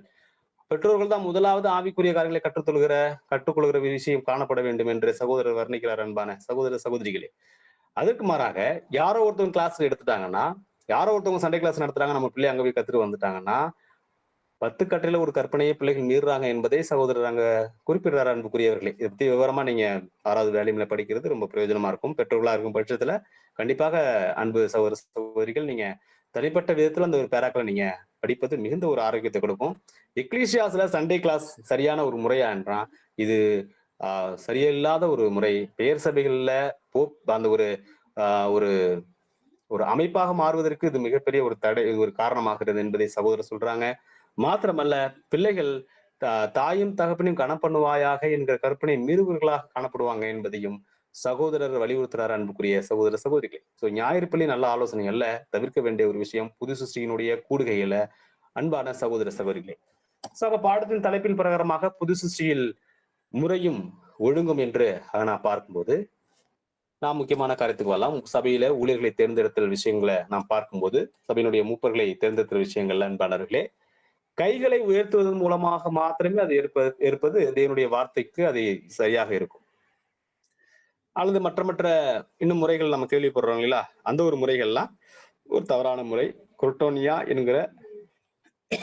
குருட்டோனியா என்கிற மூலபதத்தினுடைய விளக்கம் தங்களுடைய கைகளை உயர்த்தி நம்முடைய பரிசுத்த சகோதரர்களை நாம் ஊழியர்களாக ஏற்படுத்துவது தெய்வீக ஒழுங்காக அது காணப்படுகிறது. அன்பானவர்களே, அப்ப நம்ம கைகளை உயர்த்தி என்ன செய்யறோம்? மூப்பர்களை தேர்ந்தெடுக்கிறோம். மூப்பர் என்கிற வார்த்தைக்கான விளக்கங்களை அன்பு சகோதரர் அந்த ஒரு 6th வேல்யூம்ல அங்க கொடுக்குறாங்க. இந்த மூப்பர்கள் என்கிற வார்த்தை 3 பேர்களாக அங்க அழைக்கப்படுவார்கள் என்று பார்க்கிறோம். கண்காணிகள், மூப்பர்கள், மெய்ப்பர்கள்.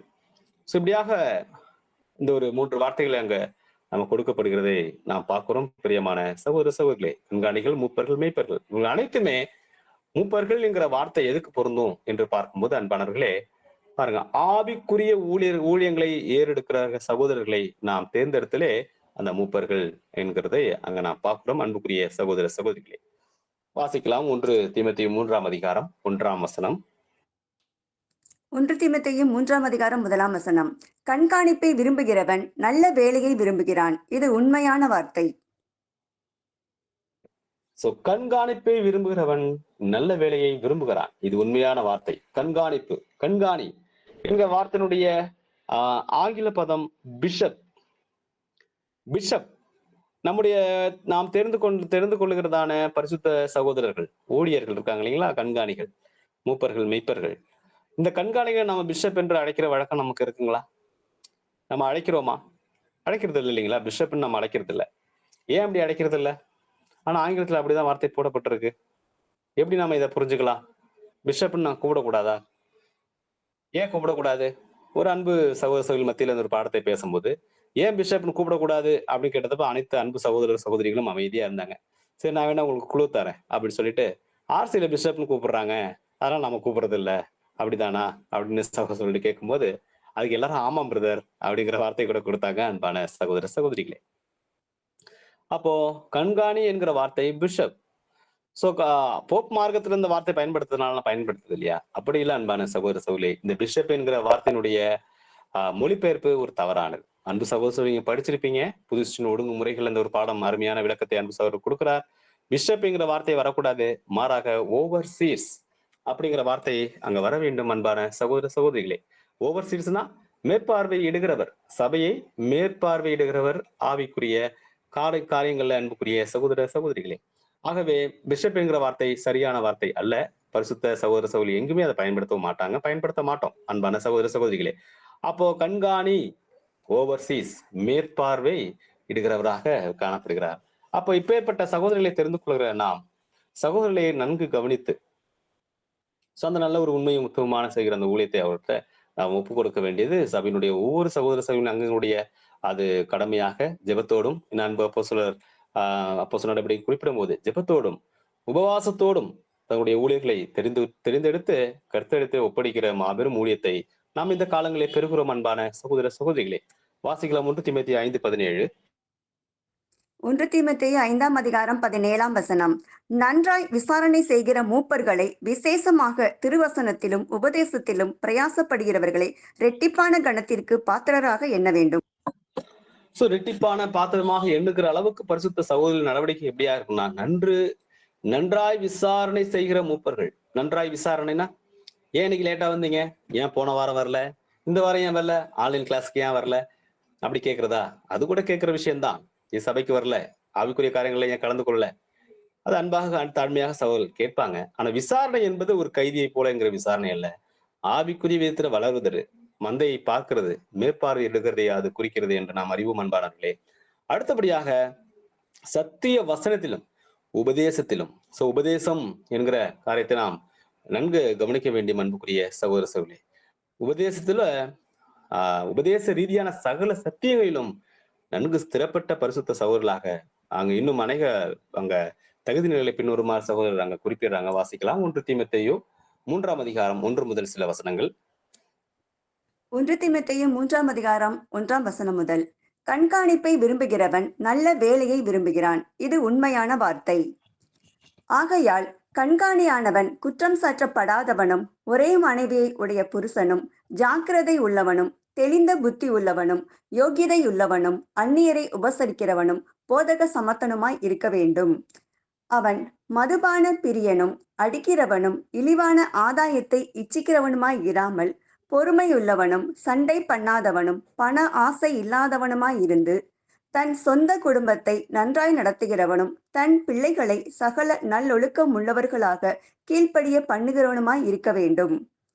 ஒருவன் தன் சொந்த குடும்பத்தை நடத்த அறியாதிருந்தால் தேவனுடைய சபையை எப்படி விசாரிப்பான்? அவன் இருமாப்படைந்து பிசாசு அடைந்த ஆக்கினியிலே விழாதபடிக்கு நூதன சீசனாய் இருக்கக்கூடாது. இப்படியாக அநேக ஆலோசனைகள் அங்க நாம் பார்க்கிறோம். பிரியமான சகோதர சகோதரிகளே, கண்காணிப்பை விரும்புகிறவன் நல்ல ஒரு வேலையை விரும்புகிறான். ஆமா, உண்மையான வேலை. தகுதியான அந்த ஒரு வேலையை தகுதியாக செய்ய வேண்டும். தகுதிகளை சபை கவனிக்க வேண்டும். பின்னொருமாறு அங்க சொல்றாரு, கண்காணியானவன் குற்றம் சாட்டப்படாதவனாய் காணப்பட வேண்டும். ஒரே மனைவியுடைய புருஷனாக காணப்பட வேண்டும். ஜாக்கிரதை உள்ளவனாக, தன்னை குறித்தும் சபை குறித்தும் ஜாக்கிரதை உள்ளவராக அது காணப்பட வேண்டும். தெளிந்த புத்தி உடையவராக காணப்பட வேண்டும். யோக்கியதை உள்ளவனாக, அது என்ன யோக்கியதை உள்ளவனாக? யோக்கியதை உள்ளவனுடைய அர்த்தம் நம்ம எப்படி எடுத்துக்கலாம் பாருங்க. யோக்கியதை உள்ள இந்த வசனம் அந்த பிபிடில இல்ல அன்பான சகோதர சகோதரர். யோக்கியதை என்பது தன்னுடைய கைகளால் பிரயாசப்பட்டு சம்பாதித்து தன்னுடைய குடும்பத்தை நடத்துகிறவராக காணப்பட வேண்டும். இந்த யோக்கியதைக்கு வரத்த வசனம் பிலிப்பியர்ல அங்க சகோதரர் அங்க அன்பு அப்போஸ்தலருடைய வார்த்தைகள் நாம் பார்க்கலாம். அடுத்து போதக சமர்த்தனா இருக்க வேண்டும். இவ்வளவு தகுதி நிலைகள். மதுபான பிரியனா இருக்கக்கூடாது, இழிவான ஆதாயம், மது அடிக்கிறவனாக இருக்கக்கூடாது. இப்படி அநேக தகுதி நிலைகளை அன்பு சகோதர தேவாவின் வழிநடத்தினாலே அங்க சொல்லப்படுகிறதே அங்க நான் பார்க்கிறேன். இதெல்லாம் இருக்கணும், எது இருக்கக்கூடாது அப்படின்னு பார்க்கும்போது அன்பானவர்களே, தேவையானதை பார்த்துட்டு நூதன சீசனை ஏற்படுத்திடக்கூடாது. உண்மை சபை சகோதர சகோதரிகளாகிய நாம் நூதன சீசனை ஏற்படுத்திடக்கூடாது. காரணம், சீக்கிரம் பெருமையில விழுந்து அந்த பிசாசினுடைய ஆக்கிரை விழுந்து போகாதபடிக்கு நூதன சீசர்களை நாம் ஏற்படுத்தக்கூடாது. நூதன சீசன் என்பது சற்று அருகாமையிலே சத்தியத்துக்குள்ளாக வந்திருப்பாங்க. பாடம் கேட்டு உடன்படிக்கை பண்ணி சத்தியத்துக்குள்ள வந்திருப்பாங்க. நல்ல வைராக்கியம், உற்சாகம் இருக்கும். ஆனாலும் மூப்பர்களாக தேர்ந்தெடுக்கிற அளவுக்கு அவர்களுக்கு போதுமான கால அவகாசம் போதாது, அனுபவம் பத்தாது. அன்பான சகோதர சகோதரிகளே, நூதன சீசர்களை ஏற்படுத்தக்கூடாது. அப்ப அந்த ஒரு சபையில காரியங்களை நாம் பார்க்கும்போது அன்பான சகோதர சகோதரிகளே, சபையில போதிக்கிறவர்களாக, போதக சாமத்திரம் உள்ளவர்களாக காணப்படும் போது போதகராக இருக்கிறவர்கள் போதகிப்பதற்கும் ஆவிக்குரிய ஊழியங்களை ஏற்பதற்கும் தான் பரிசுத்த சகோதரி நாம் ஏற்படுத்துகிறோம். அவருக்கு அடிப்படையான சில சத்தியங்களுடைய காரியங்களை அங்க புரிந்து கூட இருக்கும் என்று கூட நாம் பார்க்கிறோம். வாசிக்கலாம். அப்போஸ்தலர் நடபடிகள் 15:35. அப்போஸ்தலர் 15:35. பவுலும் பர்னபாவும் அந்தியோகியாவிலே சஞ்சரித்து வேறே அநேகரோடும் கூட கர்த்தருடைய வசனத்தை உபதேசித்து பிரசங்கித்துக் கொண்டிருந்தார்கள். அன்பானவர்களே, ஒருவேளை தேவனுக்கு சித்தமானால் அடியன் ஒருவேளை நேரடியாக இந்த ஒரு பாடத்தை உங்கள் மத்தியில் பகிர்ந்து கொள்ள தேவன் கிருபை செய்தார் இருப்பாரையானால், இதுக்கான வசனங்களுடைய இந்த வசனத்தில் ஒரு சில கேள்விகள் உங்கள் முன் அடியன் வைத்திருப்போம். என்ன அப்படின்னு பார்க்கும்போது, உபதேசித்து பிரசங்கித்துக் கொண்டிருந்தார்கள். உபதேசம் என்றால் என்ன? பிரசங்கித்தல் என்றால் என்ன? எப்படி புரிந்து கொள்வது? அப்ப உபதேசத்துக்கும் பிரசங்கமும் ஒன்னா? உபதேசமும் பிரசங்கமும் ஒன்றா? என்று அங்க நான் பார்க்குவது நான் புரிந்து கொள்ள வேண்டும் அன்புக்குரிய சகோதரர். உபதேசம் என்றால் என்ன? பிரசங்கம் என்றால் என்ன? பக்கம் 324 அன்பு சகோதரனுடைய விளக்கங்களை குடுக்குறாங்க. நீங்க பேஜ் நம்பர் நோட் பண்ணீங்க. அதனுடைய விளக்கங்களை மட்டும் அடியேன் பகிர்ந்து கொள்கிறேன் அன்பான சகோதர சகோதரிகளே. சகோதரன் 324 பக்கத்துல உபதேசத்துக்கும் பிரசங்கத்துக்கு என்ன? உபதேசம் எங்க பண்ணணும்? பிரசங்கம் எங்க பண்ணணும்? உபதேசத்தை எக்லிஷியால பண்ணணுமா? இல்ல பிரசங்கத்தை எக்லிஷியால பண்ணணுமா?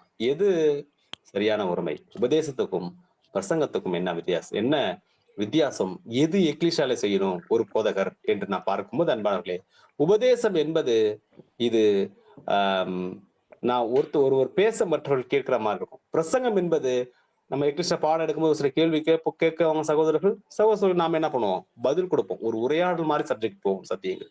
இது பிரசங்கம் நடைமுறை என்று நான் பார்க்கிறேன் அன்பானவர்களே. புதிதா மாதிரி சொல்லணும்னா உபதேசம் என்பது அறுவடை ஊழியங்கள் செய்வது அறுவடை ஊழியங்கள் செய்வது எல்லாம் உபதேசம். எக்லிஷியால எடுக்கிற சப்ஜெக்ட் எல்லாம் பிரசங்கம். இது எப்படி போவோம்? 1 to 1 போகும். ஒருத்தவங்க சகோதரர்கள் பேச ஒரு உரையாடல் போல, கேள்வி பதில் போல இது போகும். தேவனுடைய சபையில பிரசங்கம்ங்கிற முறையை அங்க நமக்கு அருமையான ஆலோசனைகளை அங்க கொடுக்குறாங்க அன்பானவர்களே. அப்போ உபதேசிக்கிற தாளந்து இருக்கணும். ஒரு பரிசுத்த சகோதரருக்கு மூப்பர்களுக்கு பிரசங்கங்களுடைய தாளந்துகள் காணப்பட வேண்டும். அப்ப என்ன சொல்ல வர்றார்? அறுவடை ஊழியின் தாளந்து வேணும். அறுவடை ஊழியங்கள் செயல்களாகவும் காணப்படணும். சபையில தேவையான போஷிப்பை கொடுக்கிற நல்ல போதகராகவும் காணப்பட வேண்டும் அன்புக்குரிய சகோதர சகோதரிகளே. இப்படியாக பார்க்கும்போது அநேகர் போதிக்க சாமர்த்தியம் உள்ளவர்களாக இருக்க வேண்டும் என்று நாம் சகோதரிய ஆலோசனையை நான் பார்க்கிறோம். பிரியமான சகோதர சகோதரிகளே, அடுத்தபடியாக பாருங்க, அன்பு அப்போஸ்தலன் சொல்றாங்க எபிரேயர் 5:12 பாருங்க, காலத்தை பார்த்தா நீங்க போதகரா இருக்கணும். இது யாரை பார்த்து சொல்ற இந்த வார்த்தை? மூப்பர்களை பார்த்து சொல்றாரா அல்லது ஒட்டுமொத்த சபையை பார்த்து சொல்றாரா?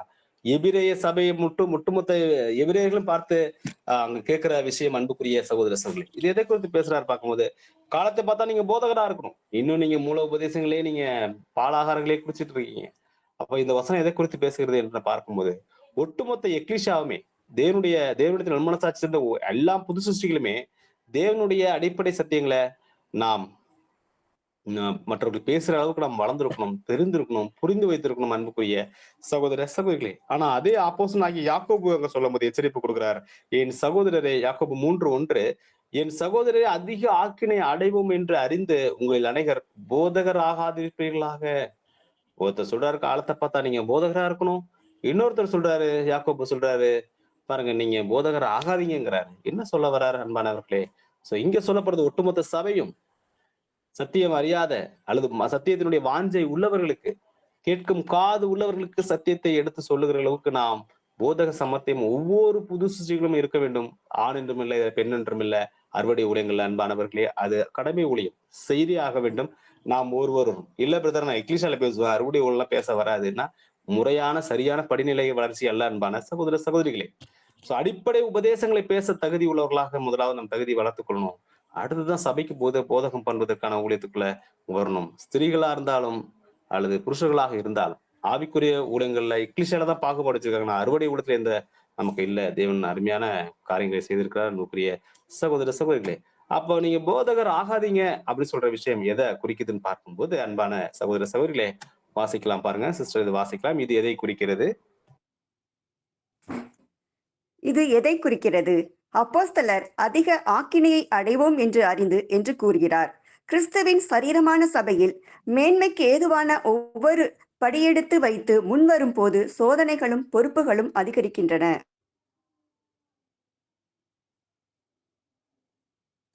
தொடர்ந்து வாசிக்கலாம் சார். ஒருவரும் போதகர் ஆகக்கூடாது என்று புத்திமதியாக சொல்லவில்லை. ஆனால் போதிப்பதற்கான தாளந்து தனக்கு உண்டு என்று தனக்குள் நினைக்கிற ஒவ்வொருவரும் நினைவில் வைத்துக் கொள்ள வேண்டியது என்னவெனில், தேவனுடைய வாயாக இருக்க எவ்விதத்திலும் முயற்சி எடுத்துக் கொள்வது ஒரு பொறுப்புள்ள காரியம் என்கிறார். இது எதை குறிக்கிறது? அப்போஸ்தலர் போதுமானதுங்க சிஸ்டர், தேங்க்யூ. இது போதகர்கள் ஆகாதிருங்கள் என்கிற வசனத்துக்கு சகோதரர் கொடுக்க விளக்கம் பார்க்கும்போது, அதிக ஆக்கினை அடைவோம் என்று அறிந்து நீங்க போதகர் ஆகாதிருங்கள்.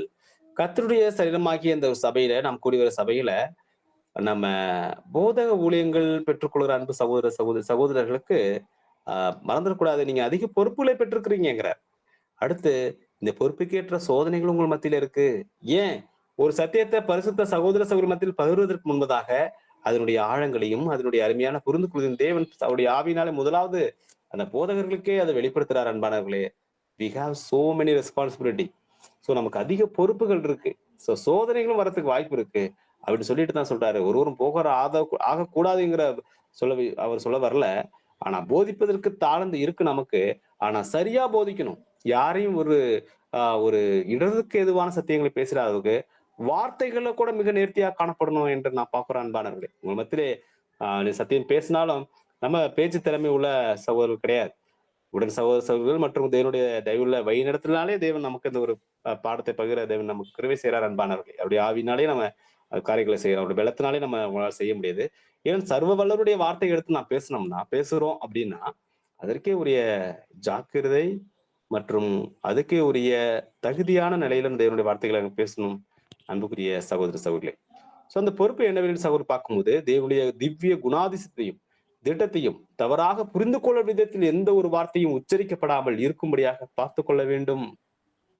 இப்படியாக ஜாக்கிரதையா இருப்பதனால் தேவனுடைய நாமம் தூஷிக்கப்படாமலும் கேட்கிறவர்களுக்கு தீமை விளைவிக்காதபடியும் பார்த்து கொள்ள வேண்டும் என்று அங்க நான் பார்க்கிறோம். சோ நாம் தவறாக செய்துட்டா அது எந்த அளவுக்கு ஊழியத்துல பொறுப்பு காணப்படுகிறது. ஒருவேளை தவறாகும் பட்சத்துல தேவ நாமம் தூசிக்கப்படவோ கூட அங்க அங்க ஆகிறது என்று நாம் பார்க்கிறோம் அன்புக்குரிய சகோதர சகோதரிகளே. சோ இப்படியாக அநேக காரியங்களை நாம் பார்த்துட்டு அடுத்து மூப்பர்களுக்கான ஒரு சில ஆலோசனைகளை அங்க நான் பார்க்கலாம் அன்பான சகோதர சகோதரிகளே. சோ மூப்பர்களுக்கான ஆலோசனை முதலாவது அன்பு அப்போஸ்தலனாகிய பேதுரு அவர் அங்க சொல்லுகிற ஆலோசனை நாம் பார்க்கலாம். 1 பேதுரு 5ஆம் அதிகாரம் 1 முதல் சில வசனங்கள். 1 பேதுரு 5ஆம் அதிகாரம் 1ஆம் வசனம் முதல். உங்களில் உள்ள மூப்பருக்கு உடன் மூப்பனும் கிறிஸ்துவின் பாடுகளுக்கு சாட்சியும் இனி வெளிப்படும் மகிமைக்கு பங்காளியுமாய் இருக்கிற நான் புத்தி சொல்கிறது என்னவெனில், உங்களிடத்தில் உள்ள தேவனுடைய மந்தையை நீங்கள் மேய்த்து கட்டாயமாய் அல்ல மனப்பூர்வமாயும் அவலட்சணமான ஆதாயத்திற்காக அல்ல உற்சாக மனதோடும் சுதந்திரத்தை இருமாப்பாய் ஆளுகிறவர்களாக அல்ல மந்தைக்கு மாதிரிகளாகவும் கண்காணிப்பு செய்யுங்கள்.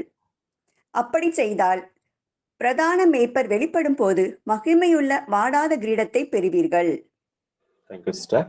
அன்பு அப்போஸ்தலனுடைய வார்த்தைகளை நாம் கவனிக்கும் போது அன்பான சகோதர சகோதரிகளே பாருங்க, உங்களில் மூப்பருக்கு உடன் மூப்பன் இப்ப என்ன சொல்ல வராரு அன்பான சகோதர சகோதரிகளே பாருங்க. அன்பு அப்போஸ்தலன் தன்னையும் இனி வருகிற சுவிசேஷ சபையில காணப்படுகிற மூப்பர்களுக்கு தன்னை சரியாக அங்க பேசுறார். விசேஷித்த ஆவியுடைய பரிசுத்த அப்போஸ்தலர் அவர்கள் கர்த்தருடைய கைகள் உள்ள 12 நட்சத்திரங்கள் அவங்க விசேஷ ஆவி இவங்களை 12 அப்போஸ்தலர் தவிர இந்த அண்டா சராசரி வேற யாரும் இப்படிப்பட்ட தெரிந்து கொள்ள வர போறது இல்லை. இவங்க மட்டும்தான். அப்படி இருந்தாலும் மூப்பர்கள் உடன் மூப்பர் என்ன சொல்ல வரார்? தேவனுடைய சபையில ஆவிக்குரிய ஊழியங்களை செய்வதற்கு தெரிந்து கொண்ட தேவனுடைய ஆவினாலே வழிநடத்தல பெற்ற சகோதரர்கள் என்ன நினைச்சிடக்கூடாது என்று பார்க்கும்போது அன்பானவர்களே, நாம் சபையை காட்டில் மேற்பட்டவர்கள், சபை சகோதர சகோதரோட மேலானவர்கள் என்கிற மனநிலை வந்துடக்கூடாது. நாம் ஏதோ விசேஷித்த வகுப்பார் இல்லை அன்பான சகோதர சகோதரிகளை. கர்த்தர் சொன்ன வார்த்தை எப்பொழுதுமே மூப்பராய் தெரிந்து கொள்கிற பரிசுத்த சகோதரி காதில் ஒழித்துக் கொண்ட விஷய வார்த்தை என்னன்னா, நீங்க எல்லோரும் சகோதரரா இருக்கிறீர்கள். நீங்க எல்லோரும் சகோதரரா இருக்கிறீங்க. அந்த ஒரே அழைப்புல தான் காணப்படுறோம். எந்த வித்தியாசமும் இல்லை.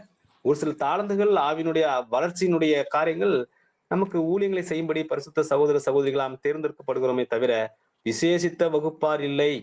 மூப்பர்கள் விசேஷித்த வகுப்பார் இல்ல, தனிப்பட்ட வகுப்பார் இல்ல. ஊழியர்களாக ஊழியர்களாக இருக்கிறதோ அல்லது ஊழியர்களுடைய சகோதரிய மீட்டிங் கலந்துக்கிறதோ நாம் விசேஷித்த வகுப்பார் இல்ல. மாறாக தேவனுடைய மந்தையிலே வேலைக்காரர்கள் என்று நாம் பார்க்கிறோம் அன்பான சகோதர சகோதரிகளே. அது மட்டும் இல்ல அன்பானவர்களே, இந்த மந்தை மேய்ச்சலுடைய ஊழியம் என்பது இது எப்படியாக இருக்கணும்னா கட்டாயமாய் அல்ல, மனப்பூர்வமாய். கட்டாயத்தின் பேரில் அல்ல அன்பான சகோதரர்களே. தேவனுடைய மந்தையை தேவ சித்தத்தின்படி இந்த ஒரு ஊழியத்தை செய்வதற்கு மனப்பூர்வமாய் காணப்பட வேண்டும். இந்த ஒரு சுதந்திரத்தை இருமாப்பாய் ஆளுகிற மனநிலை வரக்கூடாது. அதான் பார்க்கணும். நம்ம விசேஷித்த வகுப்பார் அல்ல, நாம் உடன் சகோதர சகோதரி எல்லாருமே ஒண்ணுதான். இன்னும் ஒரு சொல்ல போனோம்னா சகோதர சகோதரிகளுக்கு தாழ்மையின் ஊழியங்களை ஏறெடுக்கிற அளவுக்கு நம்முடைய மனத்தாழ்மை காணப்பட வேண்டும். நீங்க என்ன போதகர் என்னும் என்னைய ஆண்டவர் என்றும் சொல்றது மெய்தான். நானே உங்களுடைய பாதங்களை கழுவினேன், நீங்களும் ஒருவருடைய பாதங்களை கழுவுங்கள் என்று சொன்ன ஆண்டவருடைய வார்த்தையை நாம் கைக்கொள்ள வேண்டும் அன்புக்குரிய சகோதர சகோதரிகளே. அப்போதுதான் பிரதான மேய்ப்பர் வெளிப்படும் மைகளே வாடாத கிடைத்தை நாம் பெற்றுக்கொள்வோம் என்று நான் பார்ப்போம். அடுத்தபடியாக அன்பு அப்போஸ்தலன் பவுல் அவருடைய ஆலோசனைகளை நாம் பார்க்கலாம் அன்பான சகோதர சகோதரிகளே. அப்போஸ்தலர் நடவடிக்கைகள் 20ஆம் அதிகாரம் 28ஆம் வசனம்.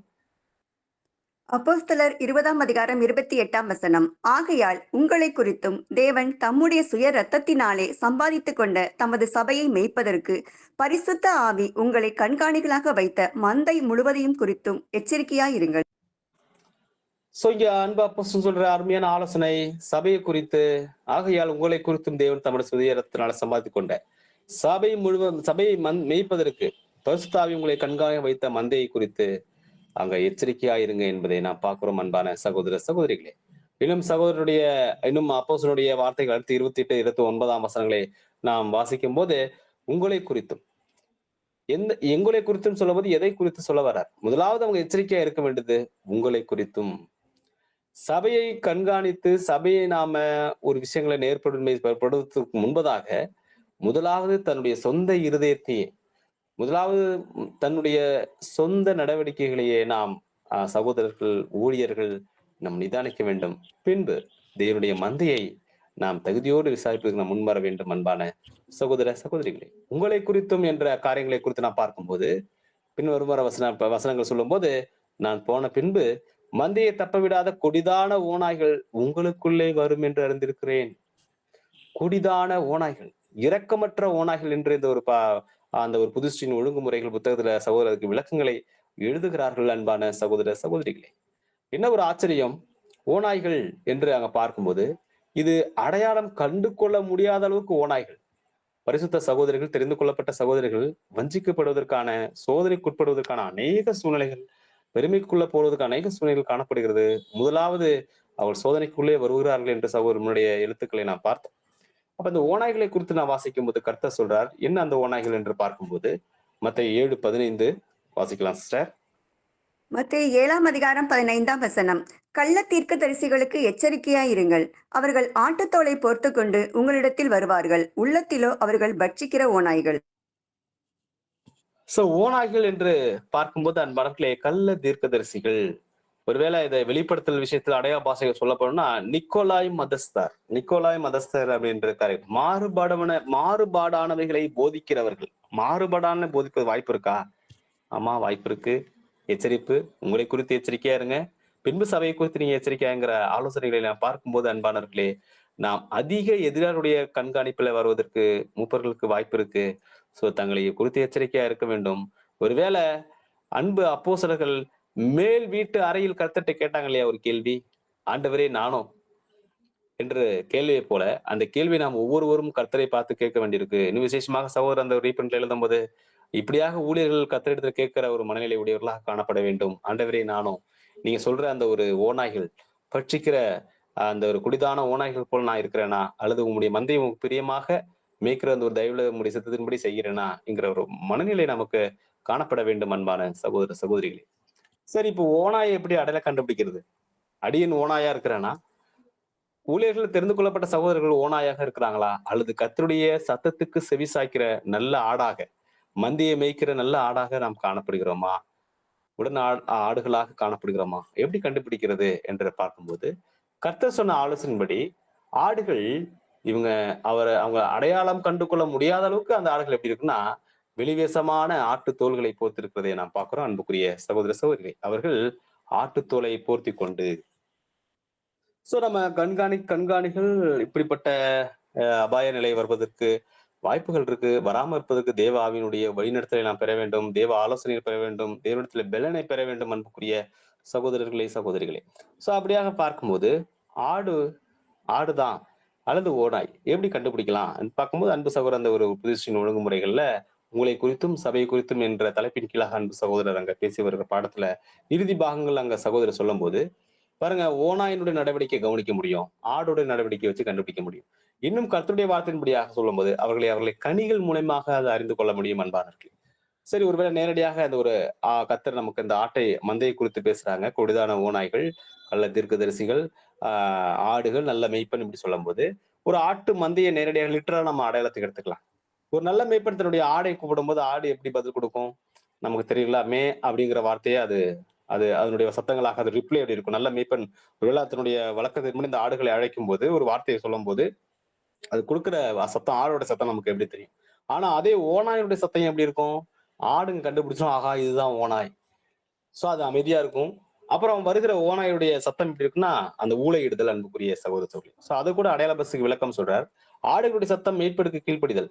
ஓநாயுடைய சத்தம் புறம் கூறுதல், பொறாமை, சண்டைகள், மார்க்க பேதங்கள் இதெல்லாம் ஓநாயுடைய சத்தம் என்று அங்க சகோதரர் அங்க குறிப்பிடுறார் அன்புக்குரிய சகோதர சகோதரி. இன்னும் கலாத்தியர்ல குறிப்பிடப்படுகிற மாம்சத்தின் கிரியைகள் விலையங்கமாய் இருக்கின்றன. ஒரு லிஸ்ட் தரார் பாருங்க அன்பு அப்போஸ்தலர். அது போல அதுக்கெல்லாம் அந்த ஒரு ஓநாயினுடைய கேரக்டர் என்று அங்க சகோதரனுடைய குணாதிசயங்கள் என்று அங்க சொல்கிறார். பேருக்கு வேணா மேல என்ன இருக்கும்னா, ஒரு ஆட்டுத்தோலை போல ஒரு அதனுடைய போர்வை காணப்பட்டாலும், கிரியைகள், அதனுடைய கனிகள் இப்படியாக காணப்படும். அடையாளம் காணலாம். சோ இப்படிப்பட்டவர்கள் நாம் ஊழியர்களாக ஏற்படுத்தக்கூடாது. அடுத்தபடியாக, இந்த ஓநாய் நல்ல ஆடுகளுடைய வஞ்சிக்கிற தந்திரம் உடையது. உள்ளத்திலே பட்சிக்கிற ஓநாய், தந்திரமுடைய ஓநாய் மத்த ஆடுகள் இதனால கடிபட்டு பாதிக்கப்படுவதற்கும் வாய்ப்பு உள்ளது என்று சொல்றார். பாதிக்கப்பட்ட ஆடை எப்படி கண்டுபிடிக்கலாம்? இவங்க சொல்ற புறங்கூறுதலுக்கு காது கொடுத்து கேட்பாங்க. ஆமா, நீங்க சொல்றது சரிதான். அடுத்தது ஓநாயிலால் பாதிக்கப்பட்ட ஒரு ஆடுக்கு வருகிற வியாதி ரேபிஸ். இன்னும் ஹைட்ரோபோபியா என்று சகோதரர் எழுதுறார். ஹைட்ரோபோபியா. ஜலபய வியாதிங்கிறார். ஜலபயம். அதாவது தண்ணீர் குடிக்க ஆசையா இருக்கும், தண்ணீர் தாகம் இருக்கும், ஆனா குடிக்க மாட்டாங்க. குடிக்க முடியாது. இந்த ஓநாயிலால் கடிப்பட்ட ஆடுகள். சோ அப்போ ஓநாயோட கேரக்டர் புறம் கூறுதல், தூற்றுதல், சண்டை பண்ணுதல், இன்னும் அநேக காரியங்களை சகோதரர் சொல்லிட்டாலும் பலவீனங்களை சுட்டி காட்டிட்டாலும் இவங்களால் பாதிக்கப்பட்ட சகோதர சகோதரம் இதே குணத்தை வெளிப்படுத்தவனா இருப்பாங்க. மாத்திரம் இல்லாமல் தன்னின் மேல் மிகுந்த வாஞ்சை இருக்கும். இது சத்தியங்கள் படிப்பது போலவும் அநேக சத்தியங்கள் நம்ம தியானிக்கிற போல தங்களை வெளிக்காட்டிட்டாலும் உண்மையாகவே பார்க்கும்போது தனிப்பட்ட ஸ்டடி இருக்காது அவங்களுக்கு. தனிப்பட்ட விதத்துல தேவ ஆராய்ச்சி அவங்கள்ட்ட காணப்படாது. வேத வசனங்களுடைய ஆராய்ச்சி அங்க காணப்படாது. எல்லாம் எழுத்துக்கள்ல ஒரு இது இருக்காது. ஆனா பேசுறதுக்கு மட்டும் அப்படி அவங்களுடைய வார்த்தைகள் அப்படி காணப்படும். வெளிவேஷமாக அன்புக்குரிய சகோதர சகோதரிகளே, அவங்களால் பாதிக்கப்பட்டவர்களும் பின்னாட்கள் அதே மாதிரி ஆயிடுவாங்க. அவங்களும் அந்த மாம்ச பலவீனத்துக்குள்ள போவாங்க என்று அங்க நாம் பார்க்கிறோம். சோ இதெல்லாம் குறித்து ஊழியர்கள் ஆகிய சகோதர சகோதரிகள் அங்க எச்சரிப்பாக இருக்கணும் என்று நாம் பார்க்கிறோம் அன்புக்குரிய சகோதர சகோதரிகளே. சோ அடுத்தபடியாக உதவிக்காரர்களுடைய ஆலோசனைகளை குறித்து நாம் பார்க்கும்போது, உதவிக்காரர்கள், ஊழியக்காரர்கள், வேலையாட்கள் என்கிற காரியங்களை அங்க நாம் பார்க்கிறோம். சோ கிட்டத்தட்ட இவங்களும் மூப்பர்களை போலவே தங்களுடைய தகுதி நிலைகள் வருது. ஆனா என்ன ஒரு விஷயம் உங்கள்கிட்ட காணப்படணும்னா, ஊழியர்கள்ல அதாவது உதவிக்காரர்கள் தேர்ந்தெடுக்கும் விஷயங்கள்ல நூதன சீசனாக இருக்கணும். நூதன சீசனை ஏற்படுத்தலாமான்னா அது பிரச்சனை கிடையாது. அவங்க டெம்போரல் ஒர்க்கு தான் ஏற்படுத்துறாங்க. ஆனாலும் தகுதி இருக்கணும். அவங்களுடைய அதுக்கே உரிய நல்ல ஒரு ஆவிக்குரிய நற்சாட்சிகள் இன்னும் 1 தீமோத்தேயுல படிச்சது போல அநேக தகுதிகள் அவர்கள் மத்தியில் அங்கு காணப்பட வேண்டும் அன்பான சகோதர சகோதரி. ஏன்னா அந்த உதவிக்காரர்கள் ஆதிகால சபையில பார்க்கும்போது எடுத்துக்காட்டுக்கு அன்பு சகோதரனாகிய அருமையான ஒரு வைராக்கியமுள்ள சகோதரனாகிய ஸ்தேவான் முதல் இரத்த சாட்சி. எந்த அளவுக்கு தன்னுடைய ஊழியத்தையும் அந்த டெம்பரல் ஒர்க்கையும் பார்த்துட்டு தேவனுடைய ஊழியத்தையும் ரொம்ப கண்ணும் கருத்துமாக அங்க செய்கிறார் என்று அங்க நான் பார்க்கிறோம் பிரியமான சகோதர சகோதரிகளே. சோ அந்த ஊழியர்கள் சபையினுடைய உதவிக்காரர்களை தேர்ந்தெடுக்கிற விஷயங்களை நாம் பார்க்கும்போது பிரியமான சகோதர சகோதரிகளே, சகோதரனும் தகுதியுள்ள சகோதரர்களை கைகளை உயர்த்துவதன் மூலமாக தேர்ந்தெடுக்க வேண்டியிருக்கு என்று அங்க நான் பார்க்கிறோம். இன்னும் ஊழியம் செய்கிற இதனுடைய சபையிலே டெம்போரல் ஒர்க் நல்ல உற்சாகமா செய்கிற சகோதரிகளும் நாம் ஏற்படுத்தலாம்ங்கிற வழிநடத்தலை அங்க சகோதரருடைய எழுத்துக்கள்ல நாம் அங்க பார்க்க முடிகிறது என்று அங்க நாம் பார்க்கிறோம் பிரியமானவர்களே. சோ இப்படியாக தேவனுடைய கிருபையினாலே தேவனுடைய சபையிலே அதாவது புது சிருஷ்டியில் முறையும் ஒழுங்கும் என்கிற விஷயங்கள ஒரு சில பகுதிகளை சகோதரருடைய எழுத்துக்கள் இருந்து வேதவசனுடைய விளக்கங்களை இந்த நாளே நாம் இந்த ஒரு ஆன்லைன் வாயிலாக தியானிக்க கிருபை செய்தார். இன்னும் அநேக காரியங்கள் இந்த ஒரு புதுஷ்டின் ஒழுங்குமுறையும் புத்தகத்துல அங்க காணப்படுகிறது. வாய்ப்பிருக்கும் பட்சத்தில் அன்பு சகோதர சகோதரி நீங்கள் சபையை தியானித்து இன்னும் தேவனுடைய வழிநடத்தலை பெற்று இந்த ஒரு புதுஷ்டின் முறையும் ஒழுங்கையும் விசேஷமாக ஊழியர் தேர்ந்தெடுக்கிற காரியங்களை தேவ சித்தத்தின்படி தேவன் தாமே உங்களுக்கு ஏறெடுக்க கிருபை செய்வாராக. இப்படிப்பட்ட உன்னதமான ஒரு வாய்ப்பை தந்த அன்பு பரிசுத்த சகோதரர்களாகிய உங்களுக்கு கர்த்தருடைய நாமத்தினாலே வாழ்த்துக்களையும் நன்றிகளையும் தெரிவித்துக் கொள்கிறோம். பெருமையோட கேட்ட உங்கள் அனைவரையும் தேவன் தாமே ஒரு தயவுஸ்தன்படி ஆசீர்வதிப்பாராக. ஆமீன்.